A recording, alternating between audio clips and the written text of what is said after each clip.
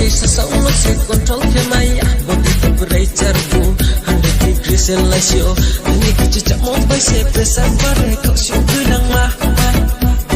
nong le o ha lose control tang sa bo sa ta ongi ani ko mata ke klai bu le o thang wa na break fat nong le o ha lose control tang sa bo sa ta ongi ani ko mata ke klai bu le o thang wa na break fat ma nong le braham ka le ma nong le nai thau ka le ma nong le jala ka le ma ne nem ka no lu ye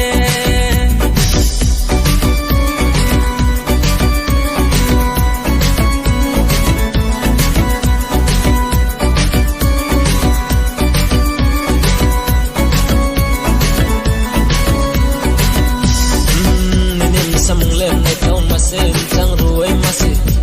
phong no bu jala kari se koi nang na to nang mai nai to ba cha ye no ma cha nai han nu vai chinim samung no nai put ti ma nang ma kha bai na kha bai le kha bai ko tu chung lai ke ha no pu si ha ma ka wo po pu ti le ang se pa ga ong e to ha